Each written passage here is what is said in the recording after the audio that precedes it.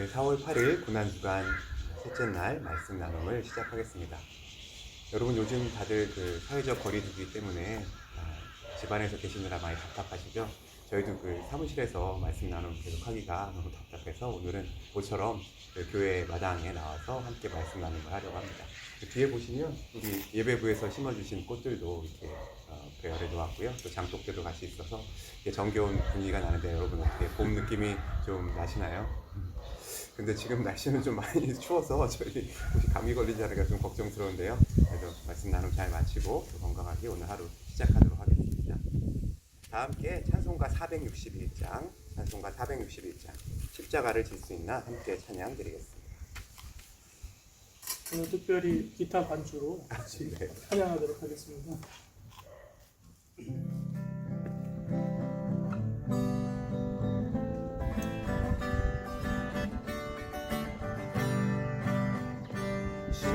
십자가를 질 수 있나 주가 물어보실 때 죽기까지 따르오리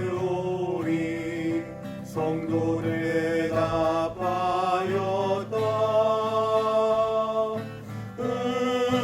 우리의 심령 주의 것이니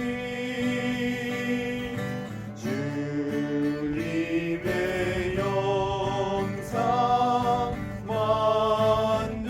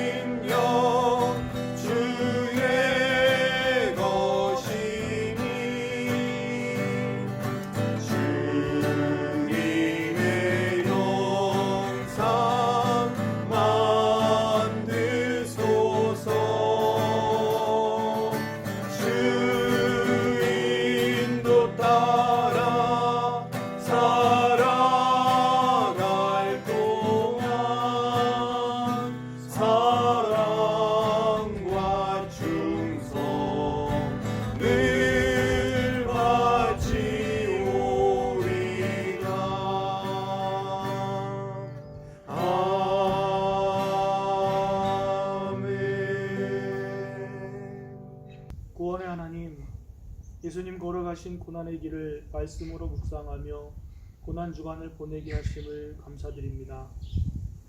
코로나로 맞이하는 새로운 경험들 속에서 하나님과 깊이 동행하게 하시고 또 코로나 방지와 해결을 위해 쓰는 많은 사람들에게 새 힘을 주셔서 넉넉히 이길 능력을 허락하여 주시옵소서. 아멘.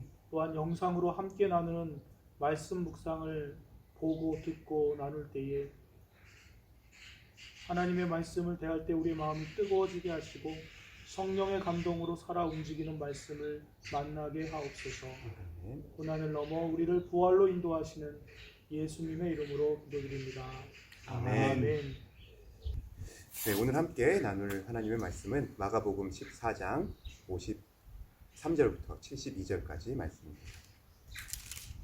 한 절씩 돌아가면서 말씀을 읽도록 하겠습니다. 그들이 예수를 끌고 대제사장에게로 가니 대제사장들과 장로들과 서기관들이 다 모이더라. 베드로가 예수를 멀찍이 따라 대제사장의 집들 안까지 들어가서 아랫사람들과 함께 앉아 불을 쬐더라. 대제사장들과 온 공회가 예수를 죽이려고 그를 칠 증거를 찾되 얻지 못하니 이는 예수를 쳐서 거짓 증언하는 자가 많으나 그 증언이 서로 일치하지 못함이라. 어떤 사람들이 일어나 예수를 쳐서 거짓 증언하여 이르되 우리가 그의 말을 들으니 손으로 지은 이 성전을 내가 헐고 손으로 짓지 아니한 다른 성전을 사흘 동안에 지으리라 하더라 하되 그 증언도 서로 일치하지 않더라. 대제사장이 가운데 일어서서 예수에게 물어 이르되 너는 아무 대답도 없느냐? 이 사람들이 너를 치는 증거가 어떠하냐 하되 침묵하고 아무 대답도 아니하시거늘 대제사장이 다시 물어 이르되 내가 찬송받을 이의 아들 그리스도냐? 예수께서 이르시되 내가 그니라. 인자가 권능자의 우편에 앉은 것과 하늘 구름을 타고 오는 것을 너희가 보리라 하시니 대제사장이 자기 옷을 찢으며 이르되 우리가 어찌 더 증인을 요구하리요? 그 신성모독하는 말을 너희가 들었도다. 너희는 어떻게 생각하느냐 하니 그들이 다 예수를 사형에 해당한 자로 정죄하고 어떤 사람은 그에게 침을 뱉으며 그의 얼굴을 가리고 주먹으로 치며 이르되 선지자 노릇을 하라 하고 하인들은 손바닥으로 치더라. 베드로는 아랫뜰에 있더니 대제사장의 여종 하나가 와서 베드로가 불 쬐고 있는 것을 보고 주목하여 이르되 너도 나사렛 예수와 함께 있었도다 하거늘 베드로가 부인하여 이르되 나는 내가 말하는 것이 무엇인지 알지도 못하고 깨닫지도 못하겠노라 하며 앞들로 나갈새 여종이 그를 보고 곁에 서 있는 자들에게 다시 이르되 이 사람은 그 도당이라 하되 또 부인하더라. 조금 후에 곁에 서 있는 사람들이 다시 베드로에게 말하되 너도 갈릴리 사람이니 참으로 그 도당이니라. 그러나 베드로가 저주하며 맹세하되 나는 너희가 말하는 이 사람을 알지 못하노라 하니 닭이 곧 두 번째 울더라. 이에 베드로가 예수께서 자기에게 하신 말씀 곧 닭이 두 번 울기 전에 내가 세 번 나를 부인하리라 하심이 기억되어 그 일을 생각하고 울었더라. 아멘. 네, 조영남 목사님께서 오늘 본문의 내용을 간략히 설명해 주시겠습니다. 네, 오늘 말씀은 겟세마네 동산에서 붙잡히신 예수님이 대제사장에게 끌려간 장면입니다. 대제사장들과 장로들과 서기관들이 다 모인 곳에서 사람들이 예수님의 죄를 찾으려고 했지만 거짓 증언마저도 자기들끼리 말이 맞지 않는 해프닝을 우리에게 보여주는데요. 대제사장이 예수님께 내가 그리스도냐라고 물었을 때 예수님은 그 대답을 나는 그렇다라고 대답하셨습니다. 그러자 대제사장이 신성모독이라는 말로 예수님을 사형에 해당하는 자로 정죄하게 되는데요. 이때도 대제사장의 법정까지 따라왔던 베드로는 여종과 사람들의 말에 예수님을 세 번이나 부인하며 닭 우는 소리를 듣고 눈물을 흘리는 내용, 바로 그 내용입니다. 네, 그 위기 앞에서 이렇게 의연히 대처하시는 예수님과 또 베드로의 모습이 분명히 대비되는 그런 장면이군요. 그러면 한명수 목사님께서 오늘 말씀에 드러나는 예수님의 모습에 대해서 또 간략하게 설명해 주시겠습니다. 네, 두 이야기 중에 특별히 예수님으로 초점 네. 맞춘다고 한다면 조 목사님 말씀하신 것처럼 예수님을 칠 증거를 찾으려고 했지만 얻지 못했고 또 그들의 의견 또한 서로 일치하지 않는 그러한 말도 안 되기도 하고 또 대제사장의 질문 또한 너무나 단도직입적이면서도 유치한 그러한 질문입니다. 그러니까 예수님은 이 모든 상황을 아시고 그것에 대해서 일일이 대응하지 않으시면서 그러나 양보함이 없이 내가 그리스도냐라고 할 때 내가 그니라 하면서 인자가 권능자의 우편에 앉은 것과 하늘 구름을 타고 오는 것을 너희가 보리라 하시면서 내가 하나님의 아들로서 이 땅에 오셔서 어떠한 일들을 장차 심판자겠지요. 그 예수님의 모습을 분명히 말씀하신 것으로 봐서 예수님은 하나님의 뜻과 계획 앞에서 때로는 억울하기도 하지만 자기의 생각을 뒤로 하고 하나님의 길들을 묵묵하게 가심으로 하나님의 뜻을 이루신 분이시다 하고 오늘 우리들의 삶에서 그런 것을 적용해 보면 더 우리의 여러 힘든 부분이 더 정리가 되지 않겠나 그런 생각합니다. 네, 예수님의 모습에 대해서 같이 살펴보았습니다. 그러면은 이제 오늘 말씀 중에서 특별히 우리 각자에게 마음에 와닿은 그런 말씀을 중심으로 내용을 함께 나눠보도록 하겠습니다. 우리 조 목사님께서 먼저 나눠주시죠. 네, 저는 62절 말씀이 마음에 와닿았는데요. 예수님께서 그리스도이심을 드러내셨을 때 대제사장이 신성모독이라는 말로 예수님을 사형에 처합니다. 근데 이게 좀 재밌기도 하고 또 마음에 다가온 이유는 사람이 감히 하나님의 아들한테 신성모독이라는 말을 쓴다는 게 재밌었고요. 또 이 하나님을 정죄하는 대제사장의 모습을 보면서 저가 다른 사람들을 심판하고 판단했던 모습을 떠올리며 회개하는 마음이 들었습니다. 하나님처럼 높은 곳에서 사람을 판단하는 저의 모습을 보면서 내 나름대로의 잣대와 판단을 기준으로 하나님의 자녀인 하나님의 아들, 딸인 형제, 자매를 판단하며 평가하는 모습이야말로 이것이 신성모독이 아닐까 생각하며 회개하며 주님께 용서를 구했습니다. 목사님께서도 말씀을 나누시죠. 저는 그 대제사장들과 온 공회가 예수를 다 죽이려고 했다. 그들은 대제사장들이었고 장로들이었고 서기관들이었고 누구보다 율법을 알았고 또 메시아의 그 행하실 일들을 그들은 다 알고 있었음에도 불구하고 다 같이 한 마음을 가지고 그들의 기준을 가지고 그 많은 지식과 경험을 오히려 불의의 도구로 사용했다.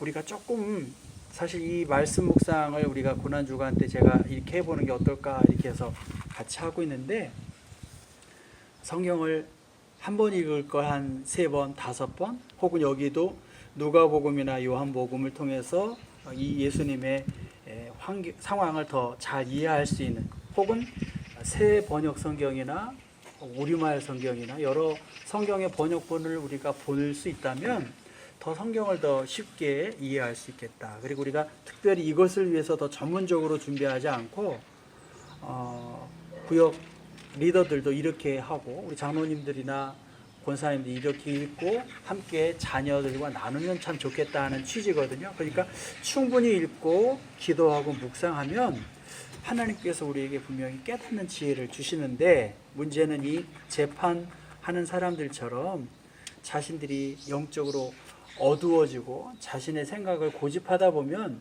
생명 되신 주님을 놓치는 입장처럼 우리가 말씀 묵상도 이렇게 객관적으로 충분히 이해하고 여러 번 읽다 보면 하나님의 뜻을 분별할 수 있을 것이다. 그런 생각을 하면서 말씀 묵상을 더 해야 되겠다는 생각을 하게 됩니다. 네, 저는 다른 사람들보다 예수님을 부인하고 있는 베드로의 모습이 좀 마음에 많이 다가왔습니다. 또 제자들의 모습도 생각해 보면은 예수님께서 그렇게 막 기적을 베푸시고 또 권능 있는 말씀을 전하시고 하실 때는 이제 누가 더 높은 자리에 갈지 막 다투기도 하고 그러면서 예수님과 가까이 하기를 바랬었는데요. 그런 예수님의 제자들이 이제 예수님께서 잡히시고 또 재판을 당하시는 이 상황에는 베드로 한 명만 남아있는 상황을 보게 되었습니다. 게다가 베드로마저 자기를 알아보는 한 여종의 그 지적에 두려워서 또 도망하고 자신은 예수님을 모른다고 부인하는 장면을 보면서 오늘날 저의 모습도 많이 비추어 볼 수 있었습니다. 요즘 또 이렇게 그리스도인들은 어디서든지 이렇게 좀 드러날 수밖에 없는 사람들인 것 같아요.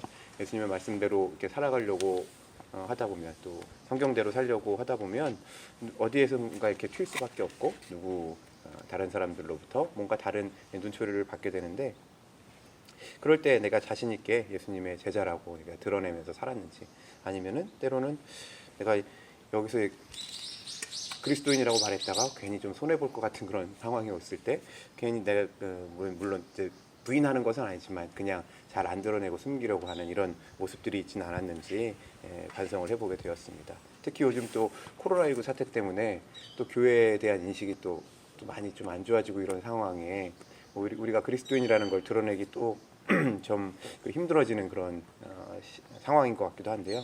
그럼에도 불구하고 우리가 예수님의 말씀처럼 그 뜻을 따라가면서 행동한다면 사람들이 그리스도 우리의 모습을 보고 참 그리스도인은 참 저런 사람이구나, 그렇게 볼 수가 있다면 우리가 참 예수님의 제자의 삶을 잘 사는 것이 아닌가 하는 생각이 들었습니다. 그래서 그동안 나에게 유익이 되는 자리에서만 이렇게 예수님을 드러내려고 했던 그런 모습을 좀 더 회개하고 제자답게 살아야겠다, 그 믿음을 주시면 믿음을 강구해야겠다라는 기도를 하게 되었습니다.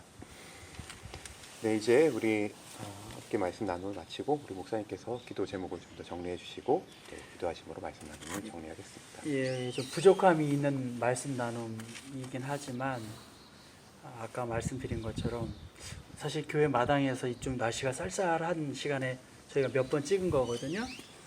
그런데도 교회 마당에서 찬송을 하니까 혹 누군가 이 찬양을 듣고 지나가는 사람이 있지 않겠나.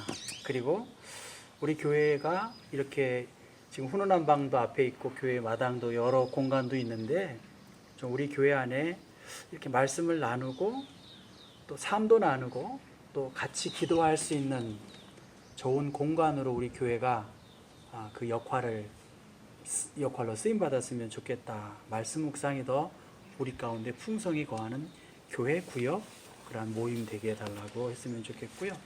두 번째는 이번 고난주간을 우리가 월요일부터 수요일까지 이렇게 말씀 나눔으로 나누고 목금토는 3일 동안 우리가 실시간으로 5시 반부터 하려고 하고요.